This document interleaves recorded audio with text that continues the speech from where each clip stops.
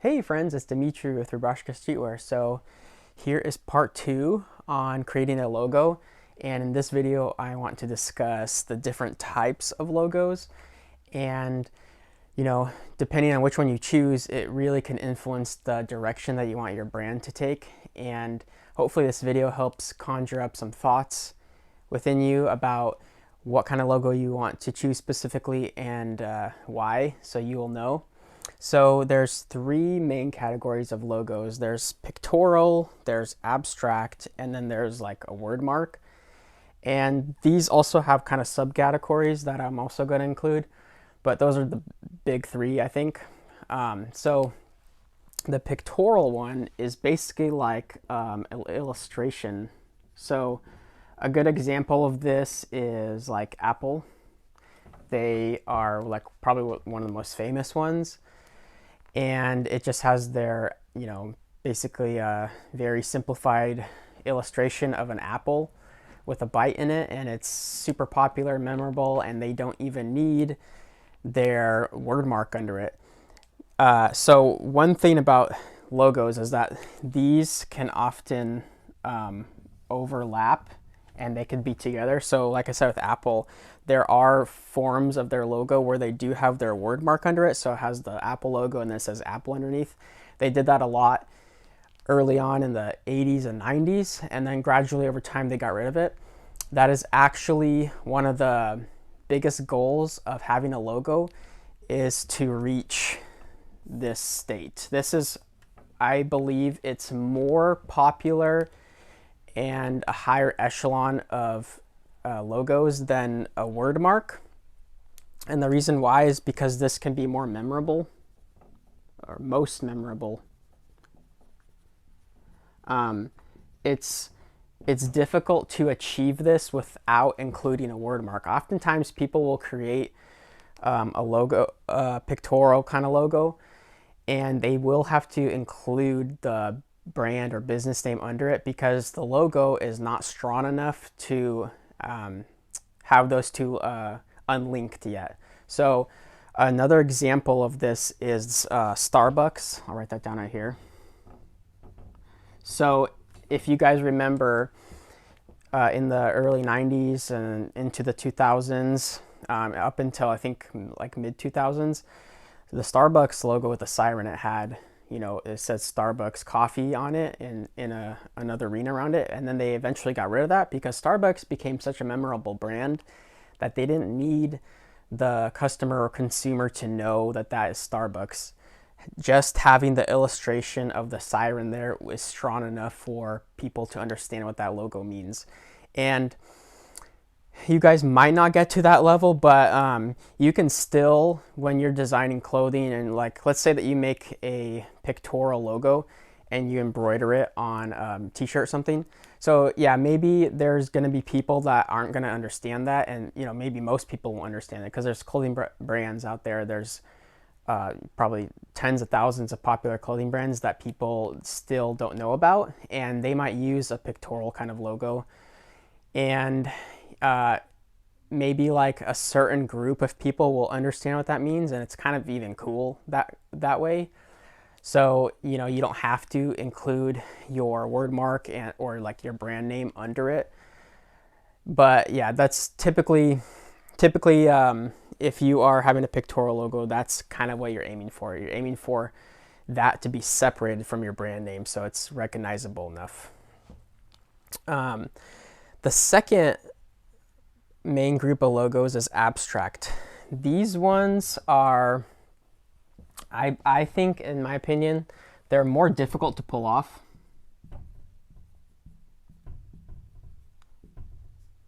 The reason why is because they don't necessarily convey enough emotion and enough information for people to understand what your brand's trying to do or where it's going.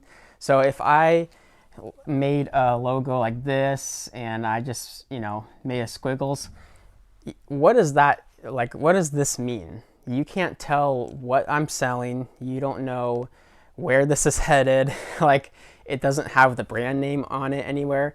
You have no idea what that means.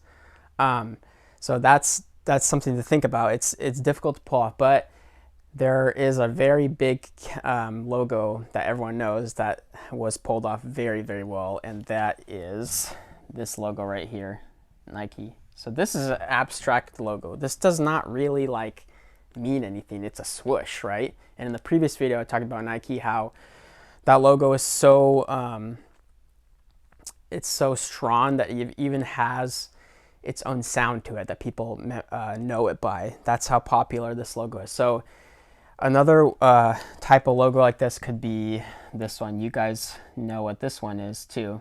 It's not the peace sign, it's the Mercedes symbol. That is a logo that stands on itself, and actually it's more like this. It's kind of like has these little triangles here. That's another thing that could work, and I don't really know exactly what this logo means. It's just cool looking, and people know it now. It's been popular enough because Mercedes has been around for over 100 years. So this is definitely something that you can pull off, but it's harder. And if you do use an abstract logo, you would probably definitely want to include your word mark and your brand name. So include brand name. I think that would be very, very helpful. Now we're on to the word mark. So this one is the most popular, specifically for clothing brands.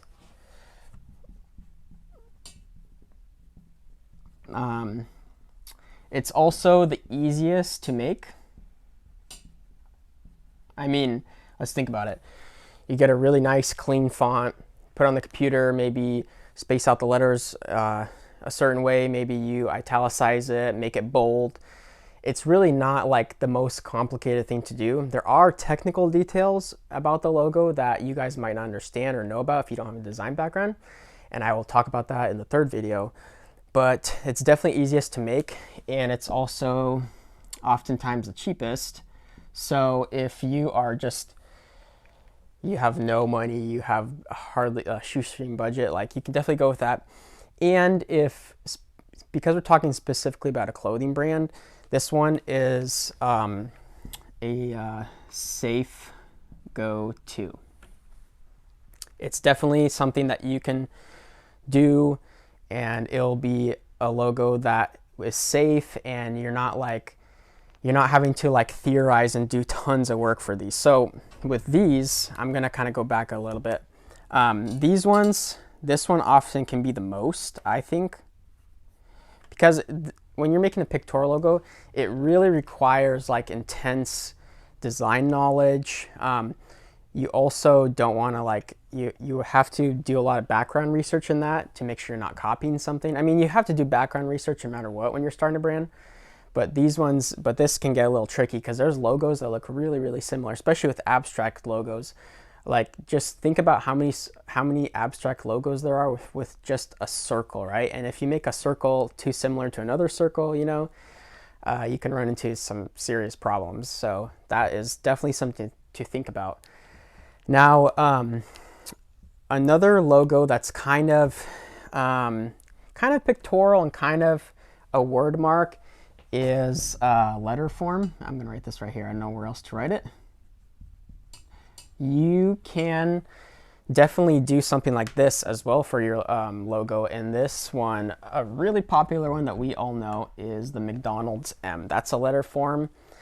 And McDonald's, like I mentioned earlier with the pictorial one, in the past, they always would write McDonald's underneath the M. A lot of signs today in McDonald's, you can still see that it says McDonald's, but today they've really shifted over the past, I don't know, decade and a half. They've really just shifted over to just using their letter form M.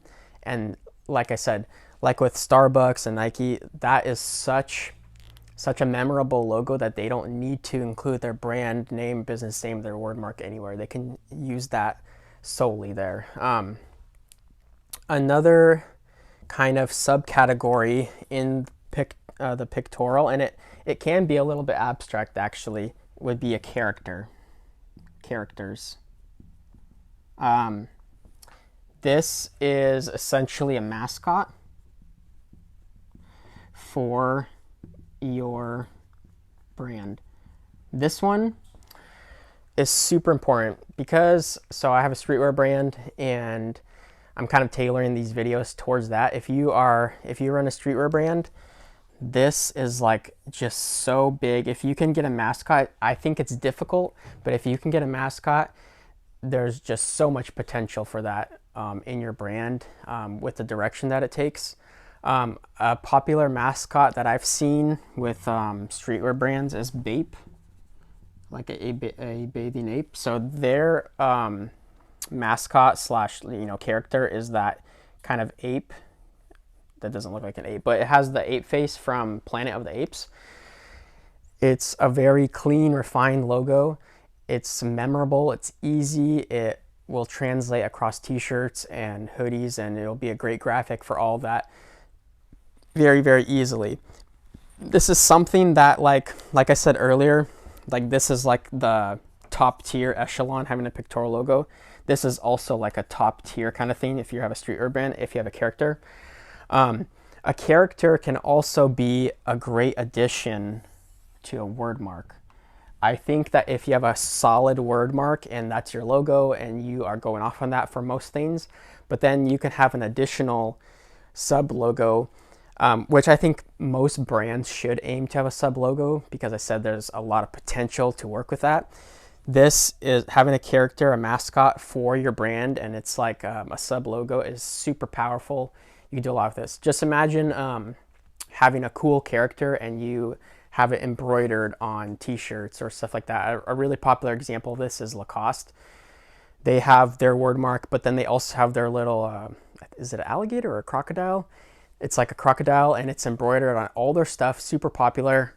And they even have that crocodile as a standalone character sometimes because their brand is already pretty recognizable and big. And you see it in, if you go into Macy's or something, you see like the little Lacoste crocodile on polos and stuff, and it's really cool. Another example of this could be like Ralph Lauren. They have their jockey on the horse, and that is already a standalone character slash mascot. They don't even have to put Ralph Lauren polo under it all the time. They have that embroidered on their t-shirts, and that's what I mean by kind of the power of the mascot. They can put that onto clothing, and it's a standalone piece that people buy a lot. Because sometimes, this is another like kind of tip, high level tip with running a brand. Sometimes you don't want, if you're making t-shirt graphics, that's obviously a good seller. A lot of people buy that, but there is a certain market segment that's not into that kind of stuff. They're more into, the little tiny logo, embroidered on something. They're into a little tiny character embroidered on something. So they're looking for stuff that doesn't have like a giant image and graphic plastered all over this stuff. They like stuff a little bit more toned down. So if you can tap into both those markets, your brand is going to be really geared towards success. So if you have a really strong word mark or a really strong character, you can definitely appeal to that customer base more. There's customers in streetwear brands, they're usually older, at college level or older, that they just want like a really comfortable hoodie or something with like a clean logo on it, or a clean small little character on it or something like that. That's all they want. They don't want a hoodie with like graphics plastered all over it, and that's okay. And you should do that kind of stuff as well, because obviously like half of the market segment is they want that kind of stuff. Some people like to wear clothes that are a little bit more loud, and some people like to wear clothes that are a little bit more toned down. So try to aim for both those markets if you can. The last kind of logo category that I want to talk about is an emblem. And an emblem kind of is in between these two as well. These ones they have more of an old style feeling to them. And they don't always work. So if you're watching this and you're starting a clothing brand, a lot of clothing brands, they're more catered to like polos and like fancy shirts, dress shirts, that kind of stuff. So they're geared towards people and that culture, that old style, old world, old money kind of thing, like almost like British aesthetic, and an emblem is definitely catered towards that. So if your target market is that kind of market segment, this is definitely something that you can do if you do it tastefully and you do it well. And an emblem, it's oftentimes it's something like a shield, and it will have the brand name in it, something like that. A really popular example of this is Harley Davidson. They have their they kind of have like their shield with these two wings stretched out, and it says Harley Davidson right here. That is a very popular version of that kind of logo, and you guys can definitely do that if it makes sense for your brand. This is why I'm kind of going over this kind of stuff, because certain logos make more sense for the kind of brand that you have, right? So for instance, Nike, let's go on their word mark. Their word mark is like this. It's super big, it's super bold, right? Because that's what their customers are. I mean, think about it. Their customers are athletes. This logo is italicized, kind of slanted, and it feels more dynamic. It feels bold. It feels like it's making big moves, right? That's what athletes do. Now, let's contrast this, and what if their logo was like this? What if that was their logo? It doesn't really feel like Nike. It feels like something else. So when you're making a logo or you're having someone else make it, there's a lot of like thought process that goes into it. And if you sit down and you really think about, okay, what would it look like if it was kind of pictorial illustration? What would it look like if it was more abstract? What would it look like if it was a word mark, right? That's what you have to do when you're deciding on what kind of logo you want. And if you do that, I think you will have more success in the direction that your brand is taking. Your logo has to make sense, and it has to fit with what you're trying to accomplish with your brand, who you're trying to market, that kind of stuff. And in the next video, I will kind of break down my logo. I'll discuss why I chose it, why I designed it like that. I'll discuss technical details about it, and I'll also discuss how you can go about making a logo and in depth about that kind of stuff, what kind of formats to use, all that kind of stuff. So yeah, I hope you guys got value out of this video. I hope you kind of understand what direction you want to take with your logo and which one you want to choose. And if you have any comments or questions, leave them down below. If you like this video, leave a thumbs up. That tells me that I'm doing something right, and tells me what kind of videos you guys want to watch. So anyways, hope you guys like this video, and I'll catch you guys later. Thanks.